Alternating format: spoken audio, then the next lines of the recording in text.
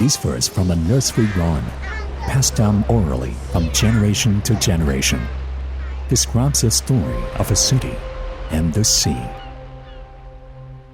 What allowed this place, once a frontier settlement far away from the heart of China, to ultimately become a major hub of global maritime commerce?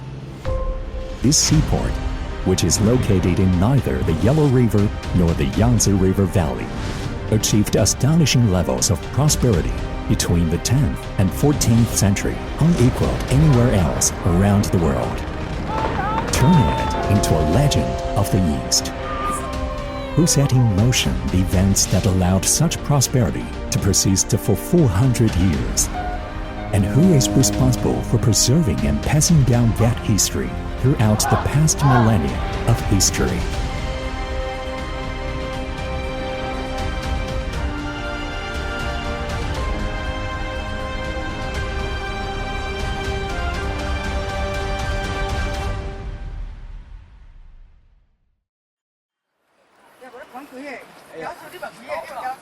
Normally, it takes only 8 minutes for the elderly women of Chaonan village to walk across this cross-sea stone bridge that was built at the end of the Northern Song dynasty.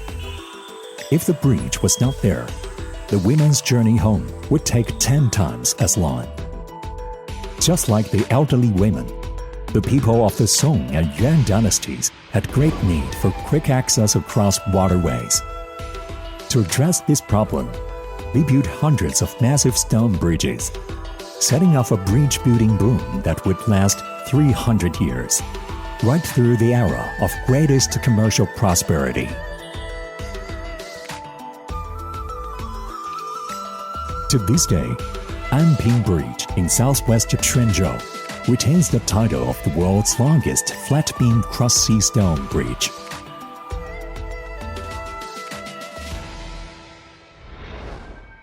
However, what really astonishes researchers is that when you line up the directions indicated by each of these bridges, what you get is a massive land and water transportation network. This network ran along the docks in the harbor, through city and town markets, and the mountain area north of the city, reaching deep into the Central Plains territory.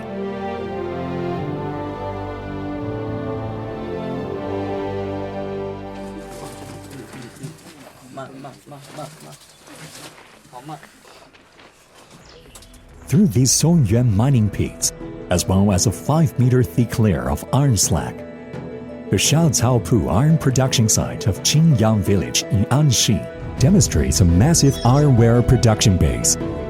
Additionally, there were also kiln sites capable of firing huge batches of ceramic wires dotted all over Quanzhou and the surrounding area. These batch production assembly lines, without exception, were all within close proximity to a main road used for transportation. This is a highly integrated territorial structure that combined production, transportation, and marketing. Was this brilliant orchestration of such large territory something that happened organically, or was it planned out intentionally?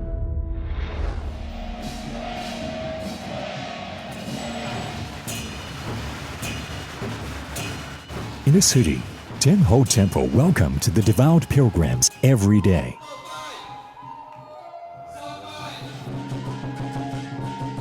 Outside the city, each time fishing folk went out to sea, they offered sacrifices to their sea gods. According to scholars, sea god temple used to be places for maritime merchants to gather and exchange information. Revering the sea gods was a way for the people to regulate industry, and it ensured the commercial regulations were respected and upheld. The words Gentleman of Trust engraved on the Zhengwu Emperor's pedestal signified an official government position awarded by the government to those who successfully solicited foreign merchants. During the Songyuan period, Zhouyi Mountain was a designated site for government officials to conduct religious ceremonies to pray for fair weather before sailors set out to sea. As for maritime trade, the imperial court's promotion of folk religion complemented the will of the state. All of these well-preserved relics serve as proof of how the state advances maritime trade and commerce. However, what truly marked the rise of Quanzhou as the empire's premier port for overseas trade was the Quanzhou Maritime Trade Office, whose site has recently excavated. The government office that used to stand on this stone and brick paving was a custom house for the Song and Yuan empires. Not only did this office generate wealth, it also helped the nation, whose civilization was founded in agriculture, to expand its mastery of commercial principles.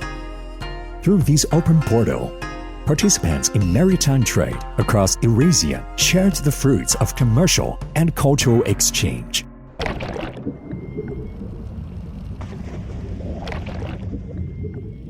A Fujian-built ship from the Southern Song dynasty was discovered at the bottom of the South China Sea. This discovery opened the floodgates for Chinese underwater archaeology. More than 180,000 artifacts were recovered from the shipwreck, including myriad exotically styled Douhua porcelain wares, ironworks, and Arabic golden ornaments, all showing clear characteristics of being export products. This fully laden ship from Quanzhou offers valuable information about not only China, but also the world beyond China. Long before the shipwreck, the South China Sea was ever discovered. The wreckage of another Fujian-built ship was unearthed from the silt of Quanzhou's Hozhu port. This Southern Song ship was carrying a full load of imported spice, including ambergris, frankincense, and pepper, on its way back to the harbor. Why did this ship suddenly sink so close to the shore? What happened back then is still a mystery. Two cargo vessels of similar make heading in two different directions, carrying completely different cargo. The implication is that they were part of the same import-export commerce chain. According to the travels of Marco Polo, for every commercial vessel laden with pepper sailing towards the port of Alexandria in Egypt, there were 100 times as many heading to Quanzhou. In most overseas travelogues recovered from the Song-Yuan period, the most inclusive praise is almost always reserved for Quanzhou. Located on the longest shipping line in medieval times, Quanzhou was unrivaled in terms of the volume of trade conducted. This has attracted the curiosity of scholars. As a world-class market, such as Quanzhou would inevitably produce two types of people: world-class consumers and world-class merchants. So, who were they?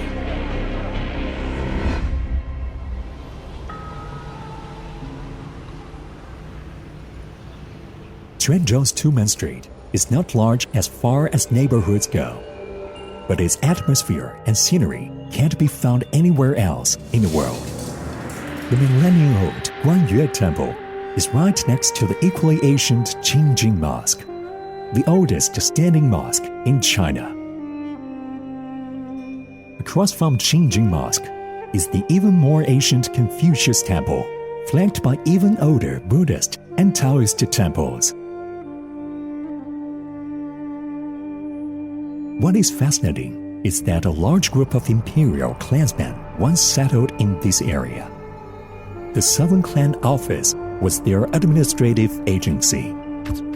In the Southern Song shipwreck, archaeologists discovered these wooden tags bearing the names of the owners of various goods.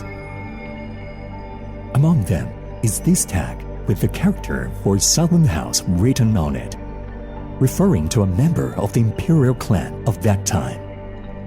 However, the words on many tags show ownership by people from different social classes in Quanzhou.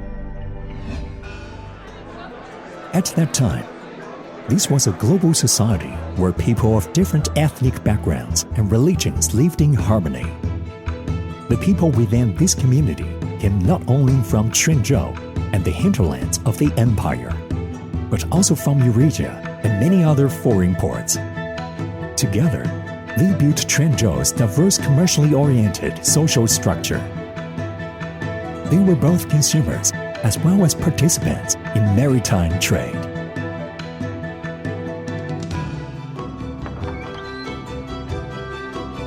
During that era, in which almost everyone was involved in commerce, even monks in temples, out of their commitment to improving the welfare of the people, were actively involved in bridge and road construction and river dredging to build ports, and some even participated directly in foreign trade activities.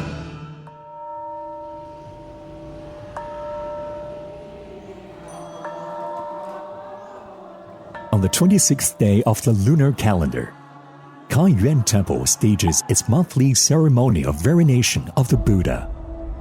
As usual on such occasions, West Street outside the temple is filled with incense, becoming a bazaar for street vendors.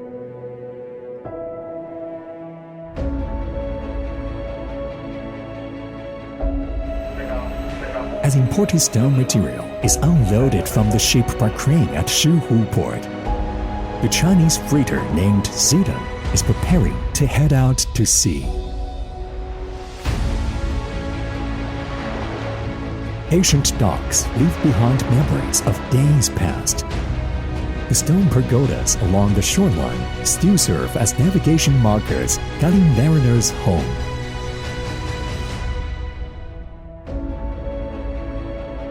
Back then, long-distance global maritime trade connected the diverse societies and cultures of the world, making cross-cultural prosperity a reality.